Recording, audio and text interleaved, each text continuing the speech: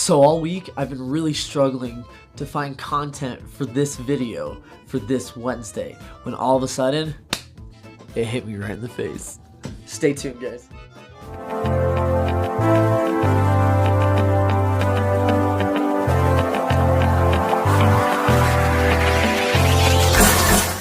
Hey guys, what's up? Anthony Isaac, thank you so much for tuning into the Alternative Dad page. Really quickly, if you've never been over to this channel before, if you'll do me a quick favor and click that subscribe button down below, I would appreciate that. And if we're on Facebook, go and smash that follow button up there. It'll get us really started off on a good page. I can reach out to you more, we can talk more. Alright, okay, let's get the video started. So, guys, the topic of this video is very upfront. It's very clear. It's very much like the title of the video states. You are not made out of glass, mom and dad, and neither are your children. I don't know how many times I watch a parent run around like at the park or just in public with their kid, and they are just buffering every single movement they make. They're like, don't touch that, don't run into that, don't hit that trash can, don't fucking pick that penny up off onto the ground. Like, how do you survive when you are so absorbed into that? And trust me, I get it, don't worry. I just had a friend who her fucking 2-year-old just swallowed a penny. I get it. Parents have a reason for why they're freaking out over stuff and monitoring their kids all the time. And I'm not saying don't pay attention to your kids, but I'm saying your child is very resilient. People, humans, are very resilient. We can get knocked down and we will get back up again. It's just like the song. you know, the whole leash thing that just drives me nuts. I'm like, listen, my dog pisses me off when I walk. I don't even walk my dog with a leash. Don't walk your kids with the fucking leash. Come on, man. I'm not even gonna bleep that out of the video, cause seriously, emphasis right here. Stop doing that shit. So, the reason why this video came up this week is I do something called Brazilian Jiu-Jitsu, which I've been training in for only like 6 months. And out of those 6 months, I've learned a lot. And there's so much more to learn.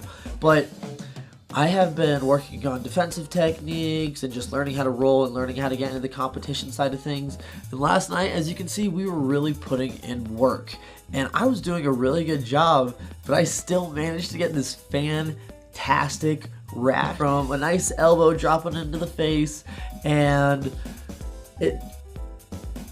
it showed me something. I suppose it's something that I've always known ever since I got my nose broken when I was a teenager in high school by somebody who was much bigger than me. And I don't know if you guys have ever seen the movie Green Street Hooligans, but Elijah Wood is actually the main character in that.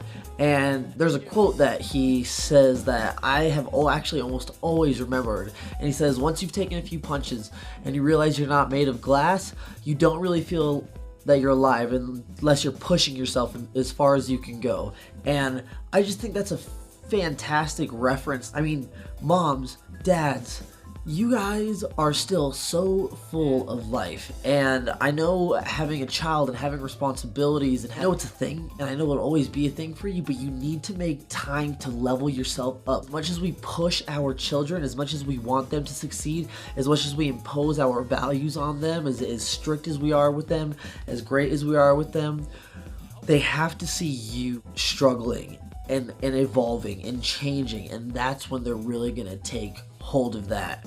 I take Kyler to a lot of my classes with me, so he watches, he sits, he plays on his iPad, and he does a fantastic job being almost silent for the upwards of almost 2 hours sometimes. He's a fantastic kid, and I mean, I really ingrained that reverence into him. I can definitely say that. He has a very respectful outlook on things when he's out in public, but I mean, that's pretty good, right? 2 hours silent. We were at home and we were fooling around, and we like to play around and, you know, pretend jiu-jitsu on each other. He like asks me how to get out of positions and stuff.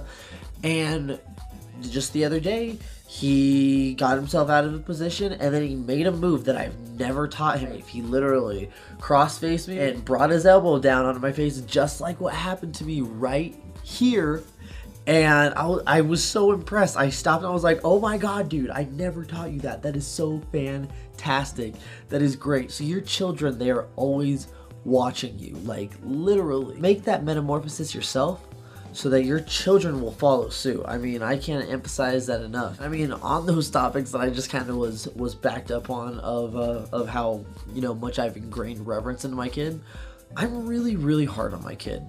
I was one of those kids who, growing up, I was kind of born with a silver spoon in my mouth. I'm not proud of it in any way, shape, or form. In fact, I have a whole lot of feelings on it, honestly. Maybe I'll save them for another video. But being somebody who came up with basically everything he was ever asked for, I didn't try as hard as I could have in anything, in academics, in sports, in personal everything. I just expected things to be handed to me almost. That made the real world so much harder for me. It makes it harder for me right now. It makes it harder for me to control my finances with him. It makes it harder for me to calculate risks appropriately. And it's little things that... Am I missing a nose ring?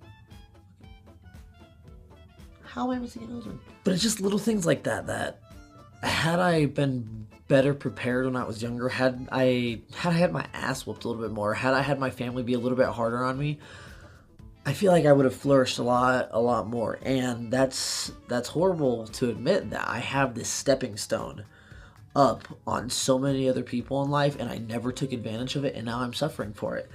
And that being said, I'm a parent that will not let that happen to my son. I think the big stigma now is that a lot of the parents that I see that are raising kids, they've grown up with nothing. They've grown up with a lot of hardship, debt, and their parents didn't work good jobs. And even my grandfather, he admitted himself that, you know, he grew up with his family not having much. He wants to spoil me and my son and my family and give them everything.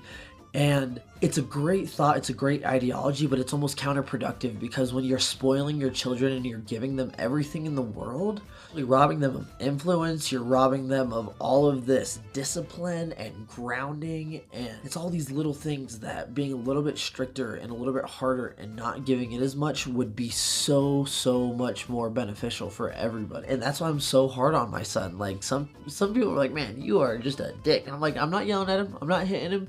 I'm very straightforward. I'm very serious on certain situations. I play around and have fun all the time. But on things that need to get done, on lessons he needs to learn, on chores, on just little things, they're going to adapt and they're going to be prepared and ready. And then they're going to be willing. Like, my son randomly will just be like, can I help clean? Can I wash the floors? Can I clean the toilet? Yes, please. Do that. I have so many other things to do around the house. Being a single parent, it was almost necessary, like, to raise him with that self-sufficiency, just because we're doing so much of this stuff by ourselves. I mean, the truth is that we learn more through trial and error than we do through constantly succeeding over and over and over again. And that's in everything. You know, when you get something down right the first time, that's great, but then you have no idea how many other ways you can mess that up and how to recover from it. So it's great when you fail over and over and over again, and you learn to stand up from the bike, when you learn how to make the right shots, when you learn how to keep your hands up. You know, so many things in life, in fighting, in education, have to do with problem solving and getting the problem wrong the first time so that you know how to correct it the next time around when it counts, when it's necessary. And you know, it's good to have them prepared and ready. I mean, my son's been cooking with me since he was 2 years old, and that's so crazy. And he learned more from when he burnt his hand on the pan than the countless amount of times that I told him, son, watch yourself, son, be careful, son, don't touch the pan. Every time I had to remind him. And then one day when he was just cracking an egg by himself and putting it in the pan, even with me standing there watching, his arm hit the corner, he burned himself, and he's never done it again. I know I'm kind of smiling and I feel really bad for it, but he's gonna learn. They're gonna learn through that pain, and it's necessary in life. So prepare them for that. That's really how I feel on all of these things, on everything. I don't know, when I got elbowed right to the face last night, the only phrase that I had to describe it was grateful. Everything just came together and made sense, that is what all this hard work was for. And it's that mentality that will shift everything around in your life, and you will always move forward when you see that. So be grateful for all of the hits you take. Every single down that you've ever had in your life, you've learned some sort of key lesson in it. I absolutely believe that 100%. Thank you so much for tuning into the Alternative Dad channel today. I really appreciate that. One last time, I know I asked you at the beginning of the video, but if you'll click the subscribe button and smash the follow button if we're on Facebook, I'd really appreciate you. Like my videos, comment on them, let's stay connected. And with the way that the new Facebook and YouTube algorithms are working out, I really want to connect with you guys personally so that we can stay in touch, we can stay on top of content. And until the next time, guys, thank you so much for tuning into the Alternative Dad.